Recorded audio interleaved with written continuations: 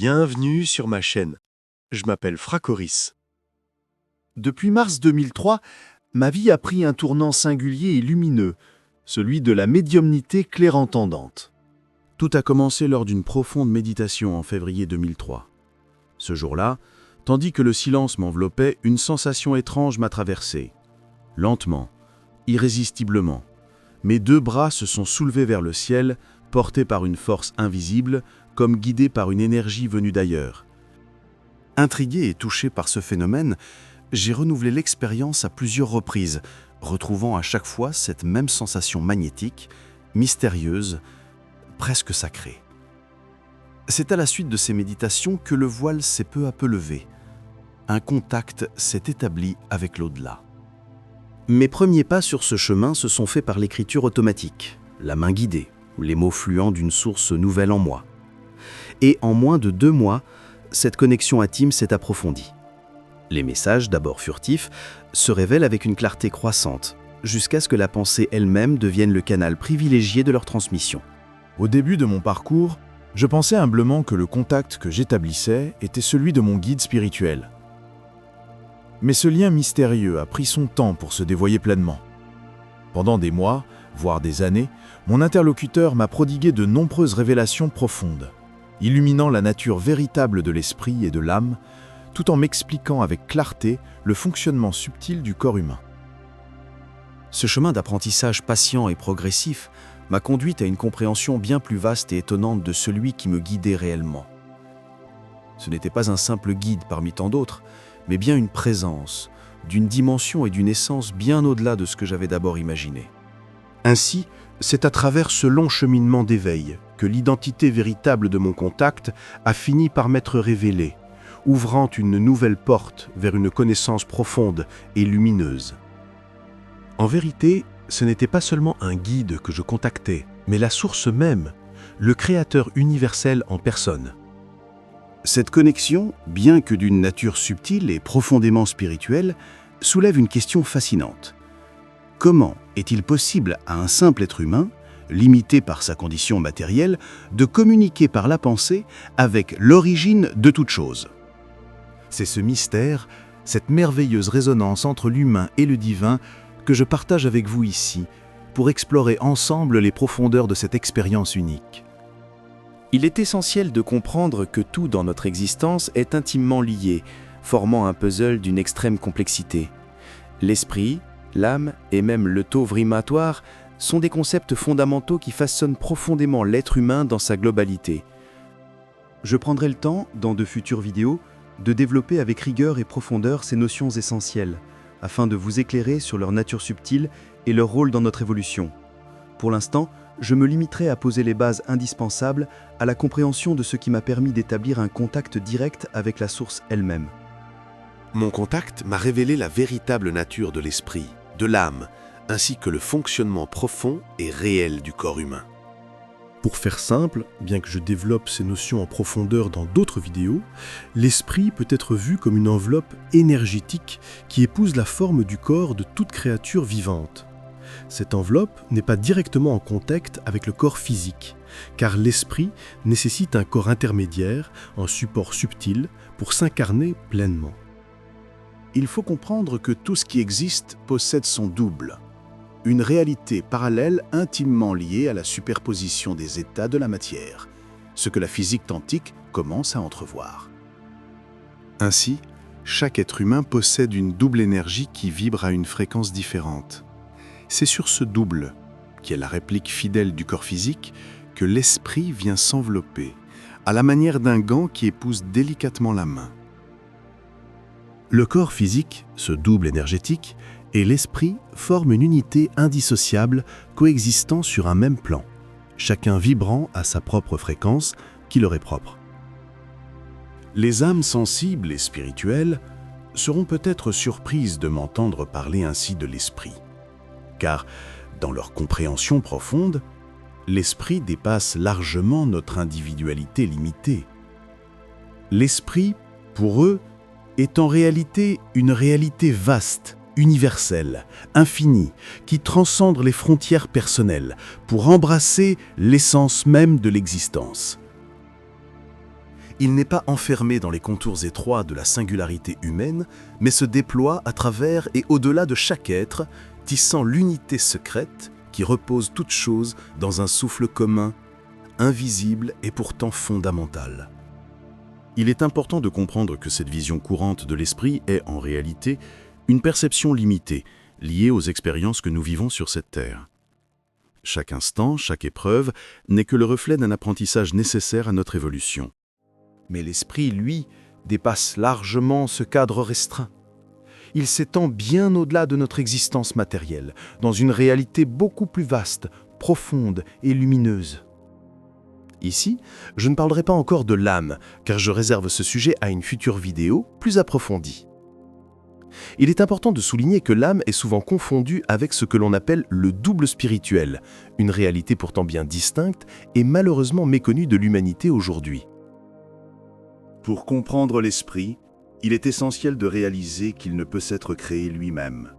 L'esprit est une création du Créateur, qui pour engendrer des esprits, donne naissance à des créateurs d'esprits. Je développerai cette notion fondamentale dans de futures vidéos, car ces créateurs d'esprit ont la responsabilité sacrée de concevoir les esprits. Toutefois, chacun de ces créateurs émane de la source elle-même, ce qui signifie qu'ils sont impliquément un avec le Créateur. En résumé, chaque individu possède son propre esprit, et chaque esprit est connecté et relié à un créateur d'esprit unique, qui n'est autre que le créateur primordial.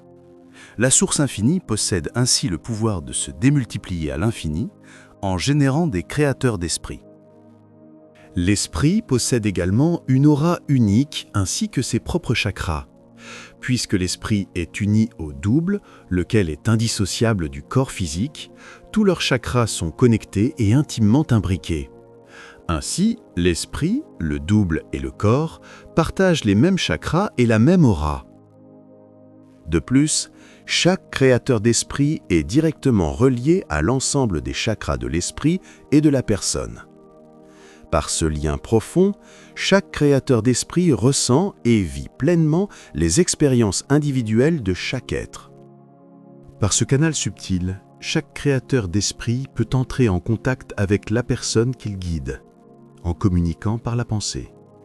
C'est ainsi, pour faire simple, que je peux affirmer être en contact direct avec la source, puisque c'est par le biais de mon créateur d'esprit qu'il me parle, en utilisant ma pensée comme un pont pour s'adresser à moi. Chaque être humain est relié à un créateur d'esprit qui lui est propre, mais tous ne possèdent pas la faculté de médiumnité. En effet, la plupart des créateurs d'esprit n'établissent pas ce contact direct avec l'esprit qu'ils accompagnent. Jusqu'ici, nous avons exploré le comment de ce contact précieux. Il est temps maintenant de vous révéler le pourquoi, la raison profonde qui sous-tend cette connexion unique entre l'esprit et la source. Afin de ne pas entendre cette vidéo, je serai le plus concis possible pour vous exposer le véritable pourquoi de ce contact. Je vais devoir évoquer mon passé pour que vous puissiez bien comprendre la suite de mon parcours. À l'âge de 25 ans, j'ai eu la chance extraordinaire de rencontrer un couple de médiums guérisseurs. J'ai eu le privilège de séjourner chez eux pendant 4 mois. La médium, à seulement 18 ans, a reçu quelques dons, la capacité de voir l'aura, des pouvoirs de guérison à distance et le don de percevoir le double et l'esprit des personnes. Des années plus tard, lorsqu'elle rencontra son compagnon, un homme tout à fait ordinaire, celui-ci reçut à son tour les mêmes pouvoirs, preuve tangible que l'homme peut aussi recevoir des dons du Créateur. Une réalité que ni les croyants, ni même beaucoup de spirituels n'acceptent facilement. La guérisseuse m'a expliqué qu'elle était en contact direct avec le Créateur, qu'elle appelait le Père. Elle utilisait une technique particulière de guérison à distance basée sur la double énergie de la personne. Pour faire simple, lorsqu'elle recevait une demande de guérison, il lui suffisait du prénom de la personne. Le double de cette personne se présentait alors devant elle dans une dimension intermédiaire, qu'elle nommait la 4e dimension. C'est sur ce double qu'elle intervenait pour effectuer la guérison. Une fois le soin accompli, le double réintégrait la personne malade, permettant ainsi la guérison de celle-ci. C'est cette rencontre qui m'a donné la certitude de l'existence du double, une réalité que la source évoque souvent, mais en laquelle j'aurais eu du mal à croire sans cette expérience. Ce couple de médiums m'a également révélé que de nombreuses âmes sur Terre proviennent d'autres planètes pour y évoluer. Nous traversons une époque particulière où certains êtres retourneront sur leur planète d'origine de leur vivant, comme une destinée unique à cette vie. Grâce au don de voir les esprits, la guérisseuse m'a confié que mon esprit appartenait à un être venu d'un autre univers, d'une autre planète, et que je retournerai moi aussi là-bas. Avant son départ, elle m'a annoncé qu'un jour je serais en contact direct avec le Père, la Source, ce qui s'est réalisé après une attente d'environ 20 ans. Depuis mes 25 ans, mon contact me prépare à ce que l'on appelle la fin des temps, une période qui approche à grands pas. La Source m'a confirmé que j'ai l'esprit d'un être humain venu de l'univers, d'une autre planète. Je suis ici pour vivre mon cycle d'évolution humaine, comme le sont tous les êtres sur cette terre. Je ne suis en aucun cas un élu, loin de là. En réalité, une personne sur deux sur cette planète partage l'esprit d'un être venu d'ailleurs, car le cycle d'évolution humaine concerne tous les êtres de l'univers, pas seulement ceux nés sur Terre. J'aborderai fréquemment ce sujet dans mes vidéos. Cependant, ce cycle d'évolution a une fin, que l'on désigne comme la fin des temps. C'est pour me préparer à ce passage que la Source me contacte et me dévoile des secrets longtemps cachés, destinés à ne s'ouvrir qu'à cette époque. Grâce à ma double identité de médium et de chercheur indépendant, je peux recevoir ces révélations et les comprendre tout en vérifiant leur véracité. Ces vérités, longtemps occultées, arrivent désormais à leur heure. Les vérités cachées et l'annonce de la fin des temps ne peuvent être transmises que par un médium et non par le commun des mortels, car il faut impérativement présenter des preuves solides et des explications concrètes et tangibles. Sur cette chaîne, je parlerai fréquemment des hommes-dieux, ces humains qui, dans le passé, ont reçu des pouvoirs extraordinaires et se sont élevés au rang d'hommes-dieux. Ce sont eux, porteurs de ces dons, qui ont érigé les monuments mystérieux et majestueux qui jalonnent notre histoire. Ce couple de guérisseurs, en recevant leur propre pouvoir, m'a apporté la preuve que l'homme peut véritablement recevoir des dons du Créateur, transmis par le Créateur d'esprit propre à chaque individu. Cela démontre que Jésus n'était pas l'unique détenteur de ces pouvoirs.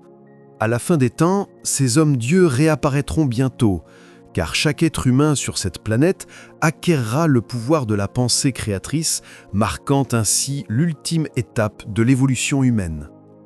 C'est pour cette grande préparation et ce grand départ que la Source me contacte, m'initie intensément et insiste à ne pas garder tous ses secrets pour moi seul. Il ne fait aucun doute que ces vérités nouvelles et profondément dérangeantes seront difficiles à accepter pour beaucoup. L'homme est ancré dans ses croyances, convaincu de détenir la vérité absolue. Dans ce combat entre l'ego et la connaissance, chacun reste souvent prisonnier de sa propre certitude, rejetant d'emblée toute idée qui ne correspond pas à son cadre mental. C'est cette résistance puissante à l'inconnu, cette prise de l'ego, qui rendra le chemin vers ces révélations ardues pour la majorité. Mais c'est précisément dans cette épreuve que se dessine la grandeur du voyage humain, savoir dépasser ses propres limites pour enfin accueillir une vérité plus vaste, plus lumineuse et profondément libératrice.